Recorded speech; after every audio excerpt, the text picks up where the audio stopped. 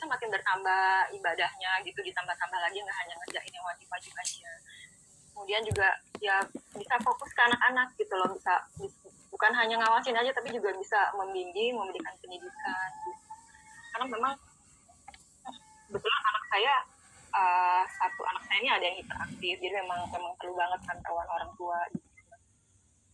Itu sih, jadi saya pikir kayaknya pengen nih untuk bisnisnya di rumah gitu ya, jadi bisa sambil beribadah lebih khusyuk, lebih banyak amalan, kemudian bisa ngurus anak-anak dan juga bisa amal jariah. Amal jariah itu maksudnya gini Mas Ito, kalau kita membuka peluang usaha, kemudian kan ada teman-teman saya yang bergabung, nah itu saya mengajarkan ilmu bisnis lah ke teman-teman, akhirnya dia bisa jualan, dia bisa mendapatkan nafkah dari situ. Nah, insya Allah itu akan menjadi amal jariah sih gitu. Jadi kayaknya beda rasanya, kayaknya lebih hidup lebih bermanfaat lah gitu Mas. Ya, alhamdulillah. Ya, jadi bagi teman-teman ya yang baru bergabung, saya lagi live bersama Mbak Dina ya, seorang mompreneur, seorang pengusaha yang sebelumnya karyawan, kemudian memutuskan jadi entrepreneur ya, mulai dari nol, tapi nggak nol-nol banget gitu ya, karena beliau sengaja memilih bidang yang nggak sibuk gitu ya, nggak pakai produksi. Nah, jadi motivasinya bukan sekedar uang ya, bukan sekedar uang. Yang menjadi trigger bagi Mbak Dina ini untuk nyebrang ya, pindah kuadran sebagai pengusaha, itu karena pengen punya waktu lebih banyak bersama keluarga. Ya, terus juga menyadari 3A ya, prioritas. A yang pertama adalah Allah dan Rasul. Ya, kalau untuk umumnya saya bilang biasanya A-nya itu agama, ya, kemudian anak dan keluarga, yang ketiga amal jariah. Ya. Jadi 3A. Saya ulang ya, agama, anak dan keluarga, yang ketiga amal jariah. Nah, sebenarnya yang paling penting itu, kita sibuk-sibuk capek-capek ya, hilir mudik, mestinya tujuannya ini gitu. Walaupun bekerja ya, walaupun apapun arahnya ke sini. Karena ini yang paling penting, ini yang paling menentukan gitu. Kita nanti pas udah meninggal gitu ya, nggak ditanya juga kerja di mana, bisnis apa, nggak seperti itu. Tapi yang ditanya pertama ya, yang awal-awal ditanya adalah hal-hal kayak gini, yang 3A ini. Makanya ini saya sebut sebagai life priority ya, prioritas dalam kehidupan gitu. Jadi kalau kita selagi masih bisa punya pilihan ya, ya sudah, kita ini aja gitu. Jadi amal jariah dibanyakin, waktu bersama anak juga quantity ada, quality juga ada ya. Jangan sampai ngaku-ngaku quality tapi kuantitinya nggak ada gitu. Ya kan, orang sering berkilah bilang, oh ya saya waktu berkualitas bersama anak.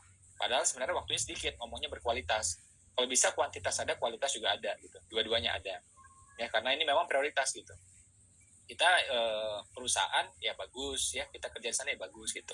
Tapi kan dengan adanya 3A ini, kita sadar mestinya inilah yang benar-benar prioritas gitu. Nah, jadi bagi teman-teman yang misalnya di luar sana, ya boleh berpikir ulang ya tentang 3A ini. Ya, nanti setelah dipikir tenang-tenang, ya benar nggak omongan kita ini. Kalau benar, itu layak menjadi sesuatu yang kita perjuangkan. Ya. Kemudian juga dari segi kebermanfaatan, saya percaya juga di mana-mana kerja mah manfaat ya, insya Allah manfaat. Cuma kan kalau dengan kita seperti yang disampaikan oleh Mbak Dina tadi ya, kalau kita misalnya menawarkan satu peluang usaha ke orang, akhirnya orang bisa usaha, akhirnya orang bisa bisnis gitu ya, kemudian dia ternafkahi dari sana, itu kan bagus sekali gitu loh. Kita mudah-mudahan dari sana dapat amal jariahnya, mudah-mudahan ya, yang jelas bermanfaat lah. Karena kayak kita dengar ya sejarahnya, ada kisahnya ya, bagaimana seorang ya, mohon maaf, seorang mantan pelacur ya, dia bertobat, kemudian dia ketemu dengan seekor anjing ya, anjing itu kehausan gitu ya, dia cari-cari air buat anjing ini gitu ya, nggak dapet, kemudian dia temukan di sebuah lembah yang agak dalam, agak terjal gitu. Dia turun ke sana, dia bersusah payah, dia buka terompahnya ya, macam sandal gitu, dia ambil tuh air gitu ya, dia tampung di terompahnya itu, semacam sandal, semacam sepatu itu, kemudian dia naik lagi ke atas dengan susah payah ya, dia berikan minuman itu, air itu ke anjing. Nah, wanita ini ya, mohon maaf, mantan pelacur ini ya, ngasih minum ke anjing, berusaha ngasih minum ke anjing, karena kesungguhannya itu menolong ya makhluk Allah yang lain ya, hamba Allah yang lain gitu ya, itu dia diganjar dengan surga ya, diganjar dengan surga. Kisah ini ada dalam Islam, kisah ini ada dalam Kristen juga, setahu saya ya. Kenapa saya tahu ya, karena dulu saya sekolah juga di sekolah Katolik ya, makanya saya tahu gitu. Nah, dari kisah ini ya, coba bayangkan baik-baik ya, apa kaitannya dengan kita sekarang. Itu ya, itu cuma ngasih minum ke anjing ya. Siapa yang ngasih minum? Mantan pelacur, mohon maaf, bukan pengurus DKM, bukan santri, bukan hafiz ya, bukan. atau penulis buku Islami, ya aktivis dakwah, bukan, tapi mantan pelacur. Yang dia kasih minum siapa? Ya bukan tetangga, bukan saudara, bukan sepupu, tapi siapa? Mohon maaf, anjing gitu. Oke, tapi ini ya, ngasih minum itu artinya ngasih kehidupan, tanda petik, ya. Dia diganjar dengan surga. Ada kesungguhan di sini, ya. Ada juga yang namanya ngasih kehidupan di sini, ya, tanda petik gitu ya. Nah, ini diganjar surga. Bayangkan kalau Bapak Ibu, bayangkan kalau teman-teman misalnya, ya, dengan bisnis akhirnya apa? Bantu orang mulai usaha. Yang gara-gara usaha itu, ya, wasilahnya akhirnya apa? Dia bisa beli minum buat keluarganya. Cukup nggak beli minum? Enggak lah, beli makan juga kan. Beli beras juga, beli sembako juga gitu ya. Sayur-sayurnya, bahkan juga makanan enak juga dibeli ya. Pizza beli, burger beli gitu ya. Nah, yang lain juga dibeli gitu. Akhirnya baju anak juga bisa dibeli melalui bisnis. Anak-anak bisa sekolah melalui bisnis gitu. Nah, kita menjadi perantaranya. Jadi bukan sekedar ngasih minum lagi nih. Kita memberi dia kemampuan, ya, kita memberi dia kesempatan sehingga akhirnya apa? Dia bisa beli minum sendiri, makanan sendiri, baju sendiri, ya, uang sekolah anak, bahkan juga bisa DP umroh, lunasi umroh dan seterusnya. Itu kan insya Allah pahalanya yang Masya Allah, menurut saya itu besar sekali. Kalau tadi wanita, mohon maaf ya, mantan pelacur ini bisa diganjar dengan sorga karena kesungguhannya dan juga tanda petik yang memberi kehidupan, saya percaya juga ini insya Allah pahalanya juga besar. Mungkin sama besarnya, mungkin juga lebih besar, bisa jadi. Ya, yang penting niat kita itu ya sungguh-sungguh ya, bantu orang mulai usahanya, berkembang usahanya, agar penafkahannya lebih baik. Nah, saya yakin ini juga menjadi salah satu reason ya bagi Mbak Dina, kenapa akhirnya terjun di usaha, selain keluarga tadi ya, terus juga pengen, ya karena kan usaha itu banyak, apa aja bisa dijual gitu. Tapi kalau bisa jenis jualannya, jenis bisnisnya tuh bisa bantuin orang. Orang tuh akhirnya bisa jadi pengusaha juga lewat tangan kita. Itu kan menyenangkan. Nah, sekarang Mbak Dina udah berapa lama dalam dunia bisnis, dunia usaha, berapa lama udah? Ya, jadi kurang lebihnya sih 8 bulan fokusnya Mas Iko, karena waktu itu kan saya ikut seminarnya Agustus, kemudian saya memutuskan resignnya itu di Oktober. Nah, dari Oktober itu saya tadinya resign ya sambil ya ini ya untuk 3A. Saya sih mikir waktu itu ikut bisnis ya untuk ada tambahan lah ya, tapi ternyata Masya Allah gitu, bukan hanya tambahan aja, malah ya alhamdulillah sekali income saya malah lebih banyak gitu daripada gaji saya sebelumnya.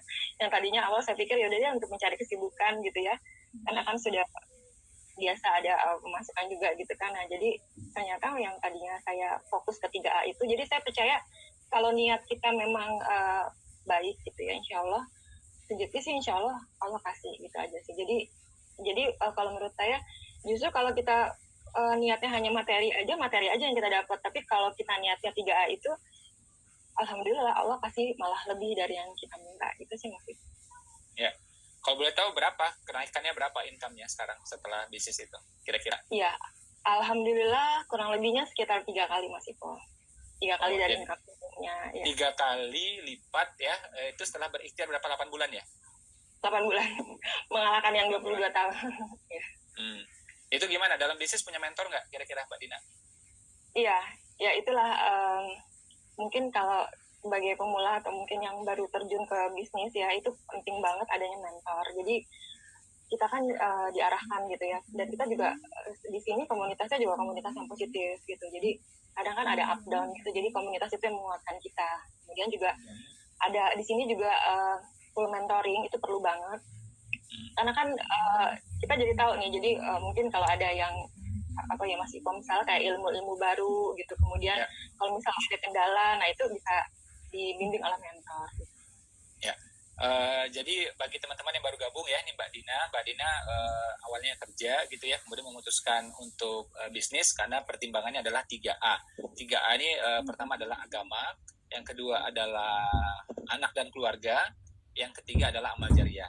Nah, dengan bisnis, dengan usaha, berharap nih 3A ini bisa mudah terlaksana. Ibadah wajib bisa, yang sunnah juga bisa gitu. Ya, ini yang menjadi motivasi dasar bagi beliau untuk hijrah ya, untuk pindah kuadran, dan kemudian juga pengen ngasih manfaat lebih luas karena jenis usaha yang dipilih ya semua bisa bisnis, semua bisa dijual gitu ya. Tapi Mbak Dina pilih jenis usaha yang bisa bantu banyak orang, bisa cetak orang jadi pengusaha ya. Dengan izin Allah kita bisa cetak orang jadi pengusaha. Dan tadi disampaikan bagaimana dalam waktu 8 bulan ya income bisa naik, ternyata alhamdulillah 3 bulan. 3 kali ya, 3 kali lipat. Padahal kalau kerja sebelumnya lebih dari berapa ya? 20 tahun tadi ya? Iya.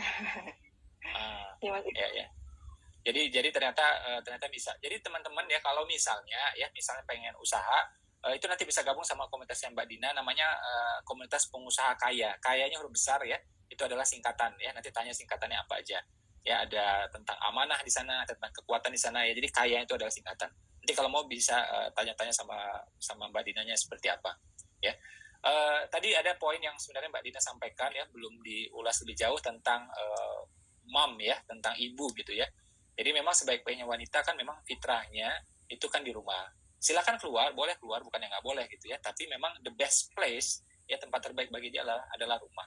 Karena dirinya lebih terjaga dan dia juga bisa menjaga keluarganya, anaknya, rumah dan rumah tangganya gitu. Ya. Makanya kalau teman-teman ya sekarang nih misalnya berhadapan dengan masa pandemi, itu sebenarnya bersyukur. Kenapa? Membuat kita berpikir ulang gitu. Kan pandemi membuat kita berada di rumah. Ya kan bagusnya gitu emang. Bagusnya emang gitu. Satu hal ya. Kedua, di luar itu kan banyak fitnah. Di dalam rumah itu ya sedikit fitnahnya.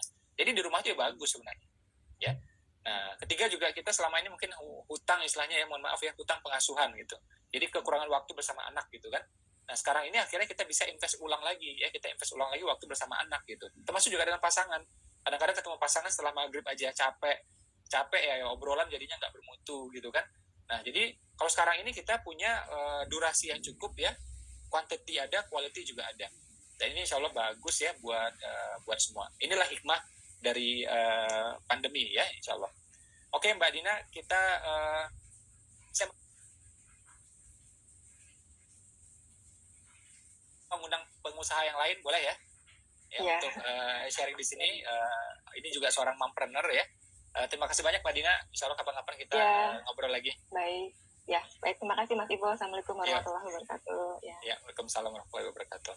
Nah, saya akan undang lagi seorang pengusaha ya. Ini juga ibu-ibu ya, mompreneur. Ya, orang biasa, tapi Masya Allah ya, hasilnya ya, yang beliau cetak ini hasilnya luar biasa gitu ya.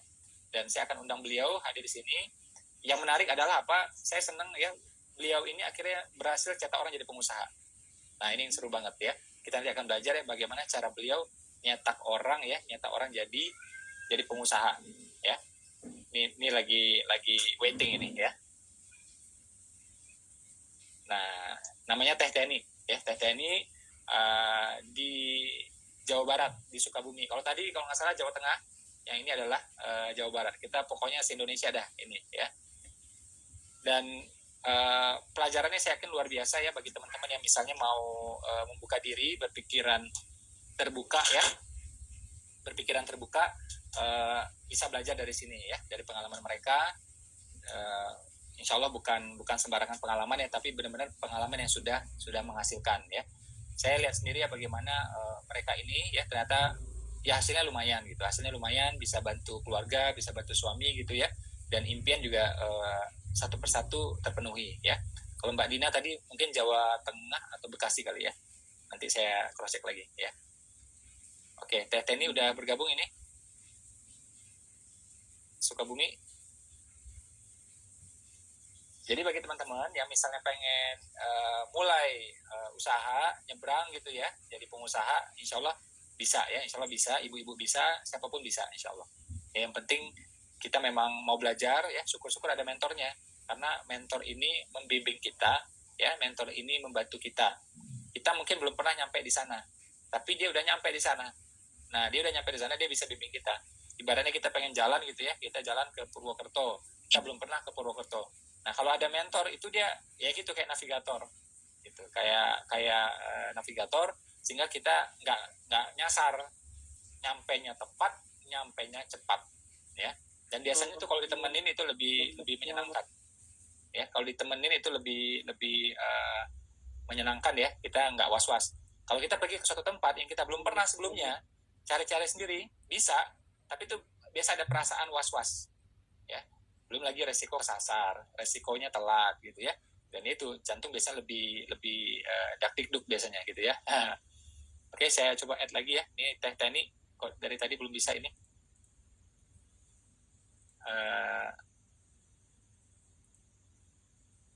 Saya coba ini kali ketiga nih ya.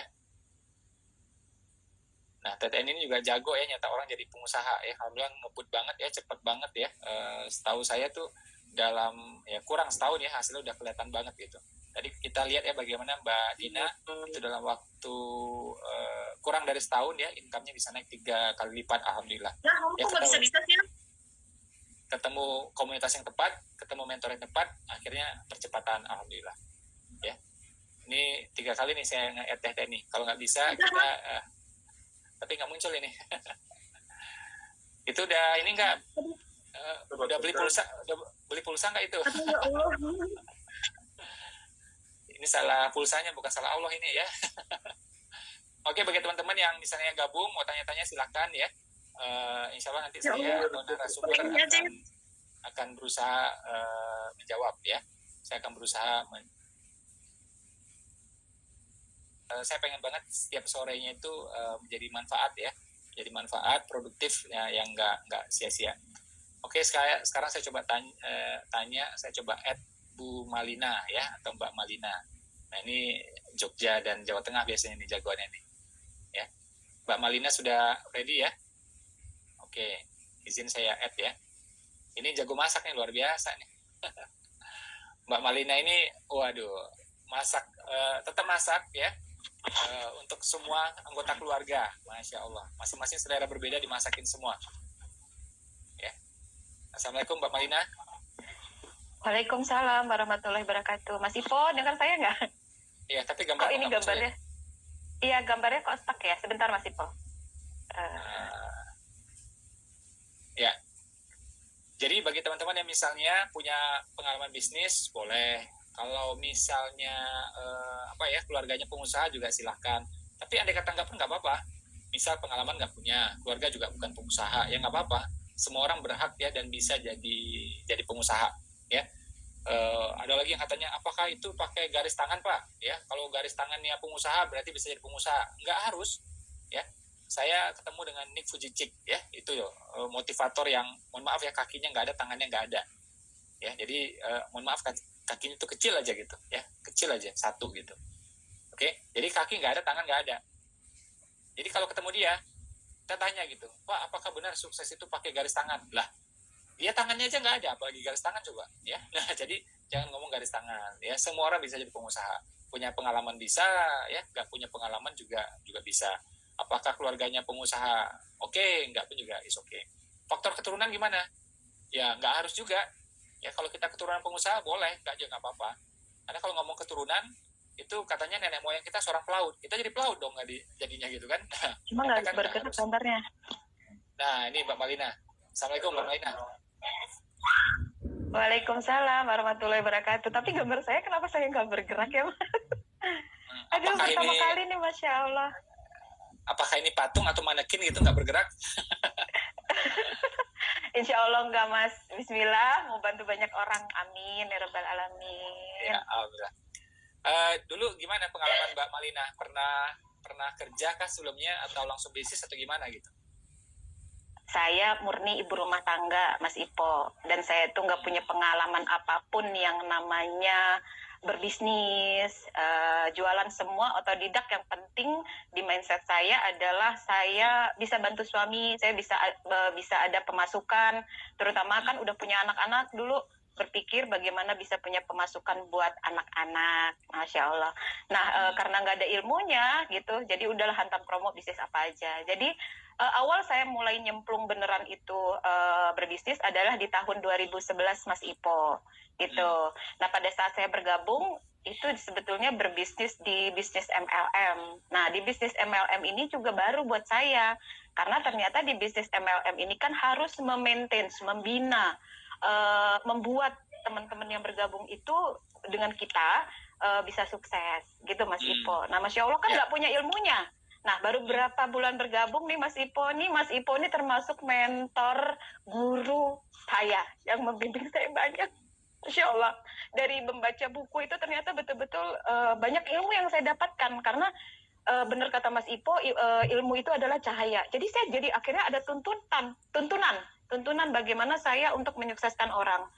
Poin-poinnya dari saya harus ke bidadari, ya, ke orang tua, ke suami, ke keluarga, terus mulai belajar untuk sedekah ya. Ternyata pengusaha itu ya memang harus otak kanan, harus kreatif, harus terukur, harus serius, harus fokus. Saya semua belajar dari buku Mas Ipo, Masya Allah. Saya 11 tahun berbisnis, tahun 2011, sekarang udah tahun ke-9 saya berbisnis. Nah, itu waktu saya di bisnis yang lalu, saya cuma dari buku aja saya sama Mas Ipo gitu. Alhamdulillah mengalami pencapaian luar biasa Mas ya, karena namanya bisnis MLM. Cuma saya tidak diajarkan untuk pengelolaan keuangan, pengelolaan hati terutama itu. Dan di sini alhamdulillah saya banyak belajar di usaha sekarang saya baru bergabung di setahun nih Mas Ipo. Ya. Saya akhirnya hijrah. Kalau boleh tahu dari segi income itu kenaikan berapa sekarang Mbak Malina? Dalam waktu setahun tuh naik berapa coba kira-kira? Kalau dalam setahun ini saya sudah pencapaian nih Mas Ipo, waktu di usaha MLM saya harus pencapaian ratusan juta itu harus 3 tahun kemudian. Itu pun harus ngebina benar-benar serius luar biasa. Dan di usaha sekarang saya jalanin Mas Ipo, nggak harus hitungan 3 tahun. Dalam hitungan sebulan 2 bulan saja alhamdulillah 7 bulan saja saya sudah pencapaian, sudah bisa beli mobil cash Mas Ipo, Neo terbaru dari usaha saya ini yang sekarang. Dan usaha saya yang sekarang ini betul-betul saya ingin mencari barokah. Jadi usaha saya ini berdagang Mas Ipo. Jadi seperti yang dilakukan oleh Nabi Muhammad SAW. Jadi bukan MLM lagi. Gitu Mas Ipo. Ya. Kalau misalnya teman-teman di luar sana berikhtiar di multi level ya silahkan ya. Jadi kan masing-masing orang juga punya alasan, punya reason ya. Kalau Mbak Malina ini kemudian dia memutuskan stop dari multi level. Jadi sebenarnya kalau kita lihat ya kayak Mbak Malina bilang ya, itu kan Nabi kita bisnis. Bahkan Nabi itu berbisnis lebih dari 20 tahun. Jadi bukan waktu yang sebentar itu. Lebih dari 20 tahun bisnis, dagang, jualan. Ya jadi kenapa kita harus malu untuk dagang gitu? Padahal kalau Nabi melakukan sesuatu satu kali aja kita ikuti. Misalnya Nabi yang lewat ini gitu. Nabi cium Hajar Aswad satu kali aja. Kita ikuti itu. Pas sekali doang. Kita ikutin. Nah, apalagi ini selama 20 tahun lebih kan. Harusnya ini kan menjadi patokan bagi kita, ya menjadi pelajaran bagi kita. Bahwa ini adalah pesan yang terang benderang buat kita gitu. Jadi muslim itu mestinya identik dengan perniagaan, dengan perdagangan gitu. Ya. Jadi bagi teman-teman yang misalnya pengen bisnis, pengen dagang, jangan malu, jangan gengsi. Mestinya bangga. Kenapa? Nerusin sunahnya Nabi gitu loh. Ya, dan ini sunahnya bukan yang 1 hari 2 hari, sunahnya selama 20 tahun lebih gitu kan. Bahkan wanita paling mulia yang kemudian menikah sama Nabi itu juga sama, dagang, bisnis. Terus masalahnya di mana? Gitu kan. Kita lihat juga zaman sekarang, Syahrini juga jualan, Ashanti juga jualan. Kita gengsi jualan, aneh banget siapa kita gitu. Artis bukan, ya ustazah juga bukan, kok gengsi gitu kan. Nah, jadi boleh ya, insya Allah boleh bisnis. Apalagi bagi wanita, bisnisnya dari rumah insya Allah keren gitu ya. Nanti saya akan coba undang Teh ini lagi ya, mudah-mudahan berhasil gitu ya. Ini masalah sinyal juga, masalah jaringan juga. Jadi saya mau kasih semangat ya buat teman-teman. Mbak Malina ini contoh ya bagaimana dalam waktu kurang dari setahun bisnis beneran, ada mentornya, komunitas yang tepat, itu gak sampai setahun alhamdulillah bisa beli mobil cash ya. Ini beneran cash ya. Jadi ya alhamdulillah saya percaya kalau Mbak Malina bisa, yang lain juga bisa. Dan setahu saya juga Mbak Malina ini juga berhasil ya nyetak orang jadi pengusaha. Sekarang sudah orang-orang yang dicetak jadi pengusaha itu udah berapa orang Mbak Malina?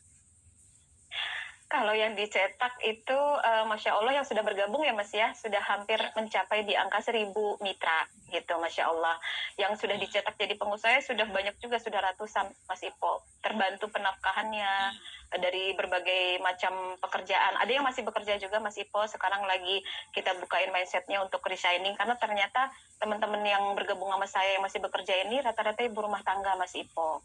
Jadi alhamdulillah di bisnis saya yang sekarang ini saya bisa menghasilkan puluhan juta cukup hanya di rumah saja.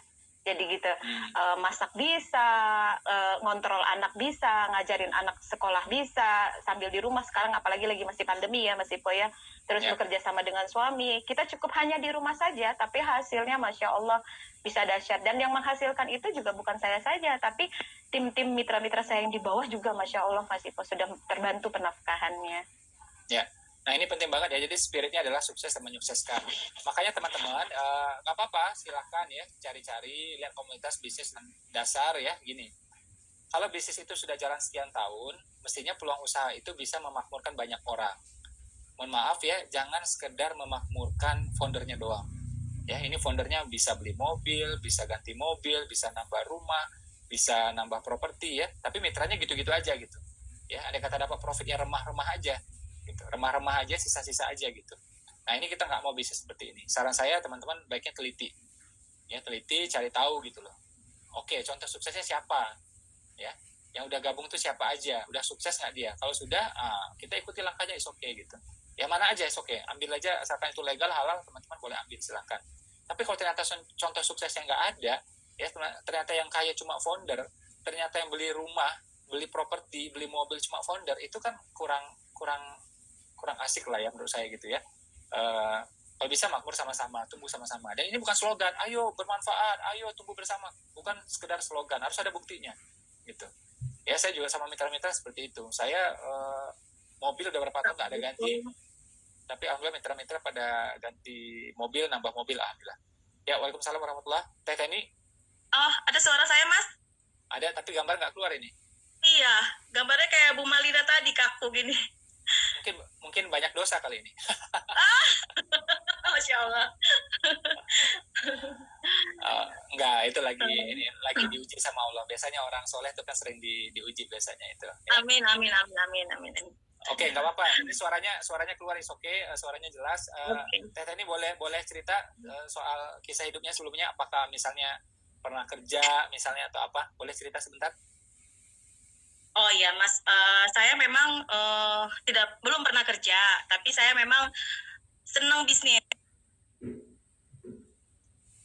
Loh, mana nih Teh ini? Menghilang ini. Apakah seorang ninja kok bisa hilang itu? Ya. Ini sinyal Teh ini di Sukabumi ya. Saya sih full nih dan saya juga pakai wifi ya, alhamdulillah. Jadi Teh ini juga ibu rumah tangga gitu ya. Alhamdulillah bisa mengembangkan usaha dari rumah. Benar ya, Teh ini di rumah ya? Iya, betul. Okay. Jadi saya dulu sempat kayak bikin kerajinan handmade. Halo, Mas? Ya. Ada suara saya? Ada. Ya, ada. Oke, saya dulu sempat bikin kerajinan handmade. Saya buat sendiri, saya memasarkan, juga memasarkan online, dan itu luar biasa banget perjuangannya. Kenapa? Karena hasilnya nggak seberapa, tapi capeknya itu luar biasa. Kenapa? Karena saya harus mengerjakan sendiri, kan namanya handmade ya. Jadi benar-benar desain saya yang harus pegang. Kok lama-lama repot banget gitu. Akhirnya saya mencari-cari lagi bisnis yang lain. Ketemulah tahun 2012 itu dengan bisnis kayaknya MLM gitu ya, bisnis travel seperti itu. Dan berjalannya waktu, bisnis itu ada perubahan gitu ya. Oke, terputus, nggak apa-apa, saya sambung aja. Jadi Teh ini awalnya juga itu ya, pernah coba macam-macam juga lah gitu ya. Kemudian juga sebuah bisnis ya, jalan di sana.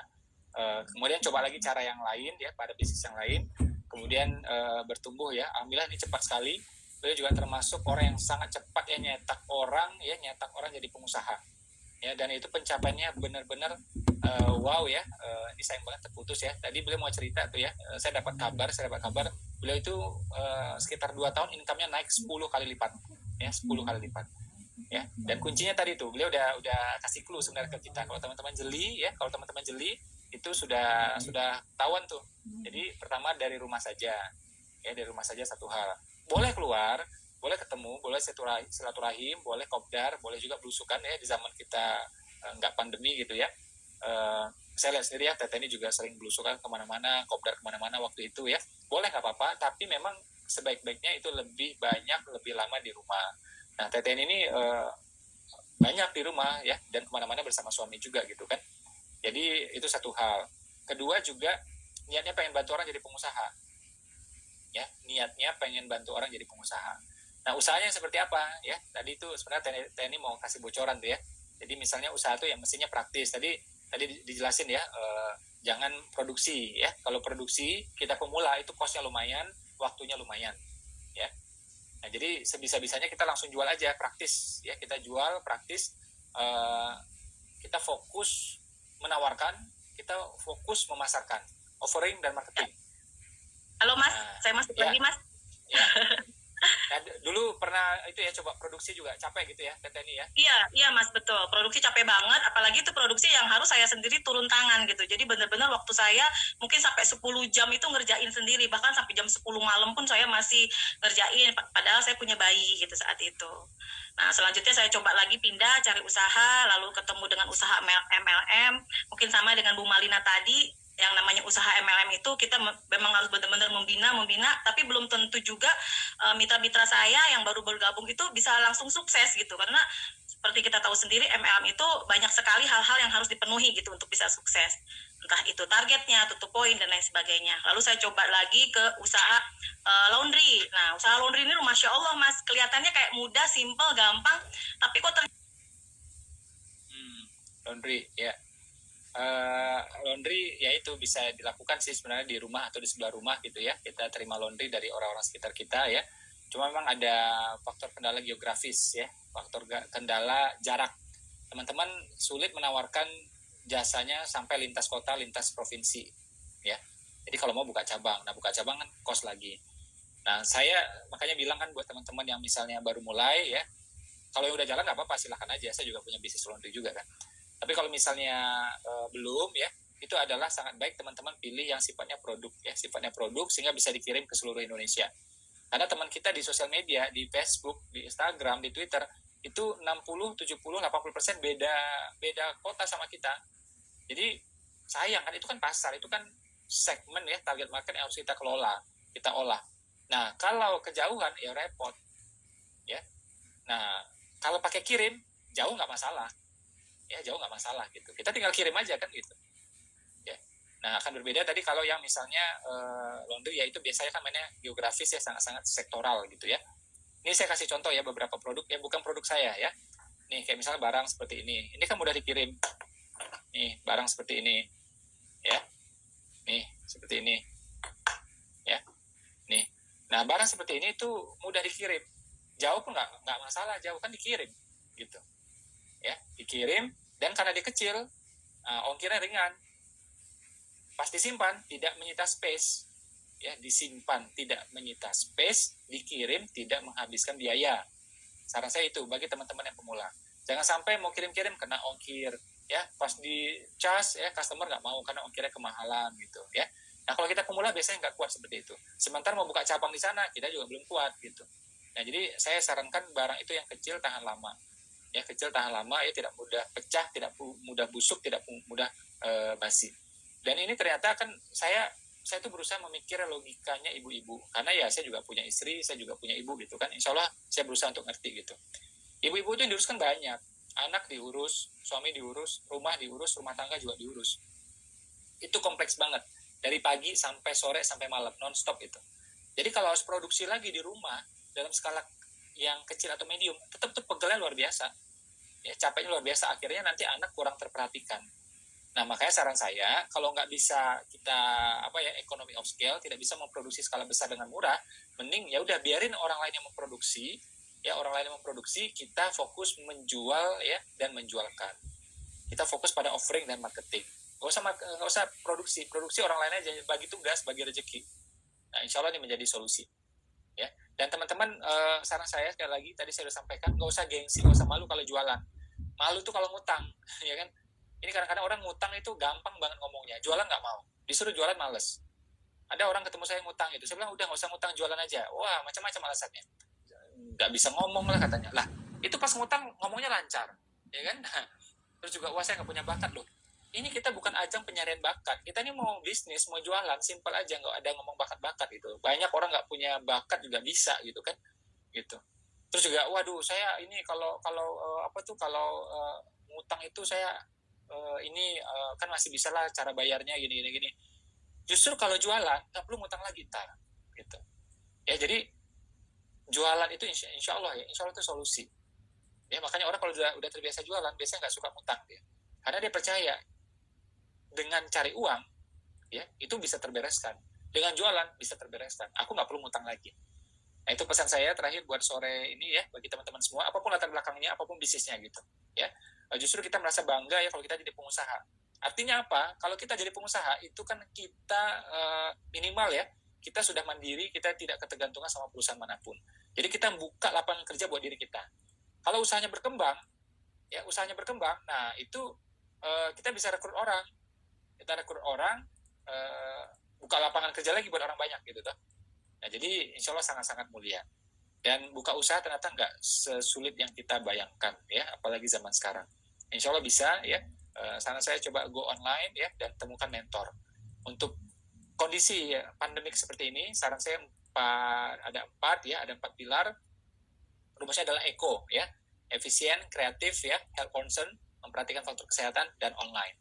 Nah, biasanya bisnis yang mematuhi ini ya, ECO ini insya Allah akan selamat, akan bertahan, akan terus bergema dia. Tapi kalau melanggar ECO ini ya, ECO bahasa Inggris artinya juga gema gitu ya. Nah, nanti bisnisnya bisa nggak bergema lagi.